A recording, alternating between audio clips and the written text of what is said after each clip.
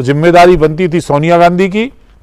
वो देश की विपक्षी पार्टी की राष्ट्रीय अध्यक्ष हैं, उनको दुख जताना चाहिए था। इस केस में बड़े बड़े लोग शामिल हैं, तो मेरा ये आरोप है कि कांग्रेस के और वहाँ की जो सत्ताधारी पार्टी उनके बड़े बड़े नेता इस घटना में शामिल हैं। अर्नब गोस्वामी ने कोई गलत नहीं कहा, पूरा देश अर्नब गोस्वामी के साथ खड़ा है।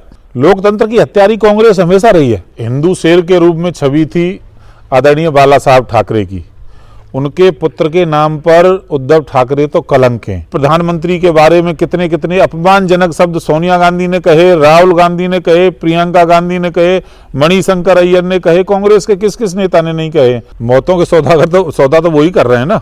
अब देखिए, आरोप लगा रहे थे नरेंद्र मोदी जी पर, और सौदा कहाँ हो रहा है। दोस्तों नमस्कार, आज हम बात करेंगे जो अर्नब गोस्वामी के ऊपर जो एफआईआर कांग्रेस सरकार ने जो मिली भगत एक षड्यंत्र के साथ 200 से ऊपर एफआईआर की थी। सुप्रीम कोर्ट ने कांग्रेस के दिग्गजों के मुंह पर तमाचा मारा है। सारी एफआईआर है, अब जो ट्रायल होगा वो मुंबई के अंदर होगा। कांग्रेस ने एक चाल चली थी कि जो मेंटली हरासमेंट किया जाए। अर्नब गोस्वामी ने जो बेबाकी से उनका जो नाम लिया गया और उनके जो कांग्रेस की जो षड्यंत्र था, संतों के साथ जो निर्मम हत्या की गई, और जब बाटला हाउस कांड होता है, सोनिया गांधी उनके लिए आंसू बहाती हैं, संतों के लिए दो शब्द नहीं निकाले गए। तो आज हमारे साथ राजेश चौधरी जी वरिष्ठ भाजपा के कार्यकर्ता हैं, वो जुड़ेंगे। और सर, हमारे प्रोग्राम में जुड़ने के लिए बहुत बहुत धन्यवाद। बहुत बहुत धन्यवाद। सर, सबसे बड़ा सवाल यह है कि सोनिया गांधी जी हैं, वो अगर बाटला हाउस कांड होता है तो उसमें आंसू बहा देती हैं, दो संतों की निर्मम हत्या कर दी जाती है, उस पर दो शब्द नहीं निकलते हैं। देखिए, आज कांग्रेस की स्थिति क्या है, इस पर हमें विचार करना होगा। आपने बिल्कुल ठीक कहा, बाटला हाउस का कांड हुआ और अनेकों ऐसे कांड हुए होंगे। उड़ीसा के अंदर, पश्चिम बंगाल के अंदर चर्च की खिड़की में यदि शीशा तोड़ करके कोई भाग जाए, किसी बच्चे की बॉल भी यदि वहाँ आकर के शीशा तोड़ दे, तो सबसे पहले सोनिया गांधी हल्ला मचाती हैं और उनके जो गुर्गे हैं वो हल्ला मचाते हैं कि चर्च पर हमला हो रहा है, चर्च पर हमला हो रहा है। आज तक किसी पे उंगली उठी? आज अल्पसंख्यकों का जितना मान सम्मान भारत के अंदर है, पूरी दुनिया में कहीं नहीं है। कहते हैं कि हमें इस देश में डर लगता है।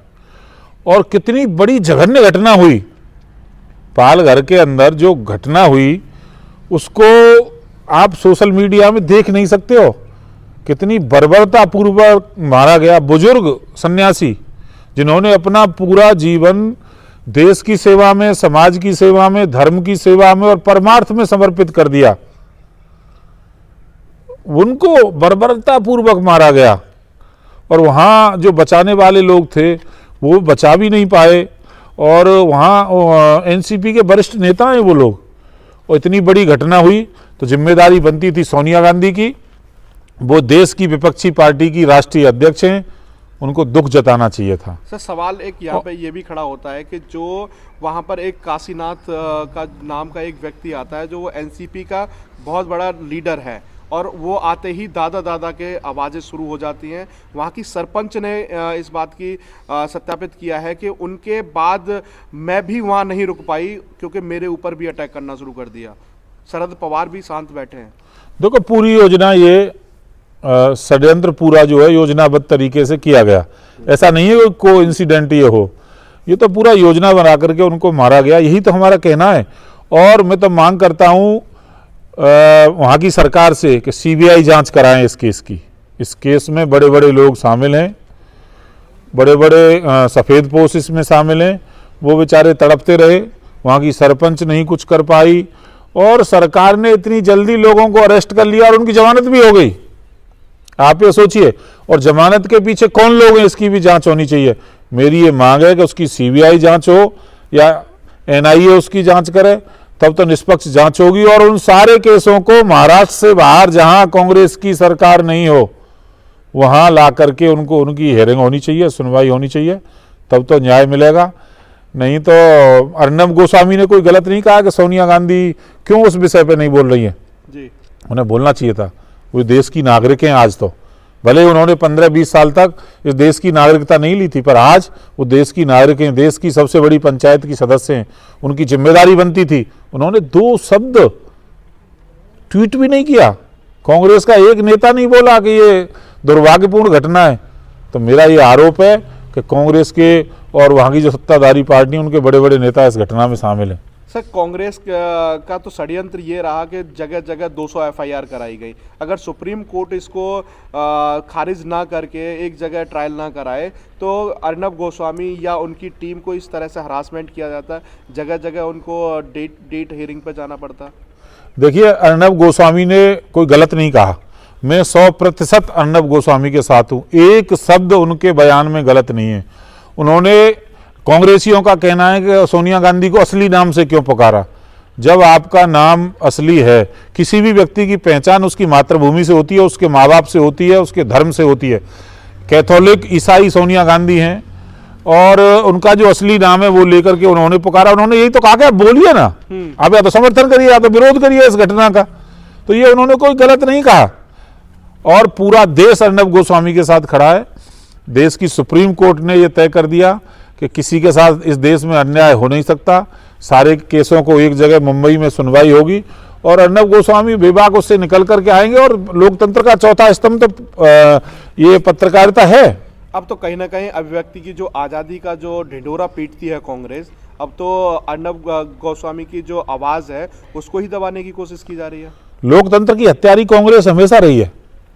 इमरजेंसी के समय उन्होंने रोक लगाई और निर्दोष सिखों को 10-12 हजार सिखों का नरसंहार किसने किया? कांग्रेस नहीं तो किया था। और राजीव गांधी ने कहा था कि बड़ा दरख्त कोई गिरता है तो थोड़ी हलचल होती है, उन्होंने स्वीकार किया था, हमने मारे। तो कांग्रेस का इतिहास इस तरह से रहा है। आप जनता जान चुकी है, वो कांग्रेस जनता के बीच में एक्सपोज हो चुकी है, सत्ता से बाहर है लगातार और लगातार अब समाप्त हो जाएगी। मैं तो कहूँगा कि आप ये सोचिए कि आपको जनता क्यों पसंद नहीं कर रही है, क्यों बार बार दुत्कार रही है।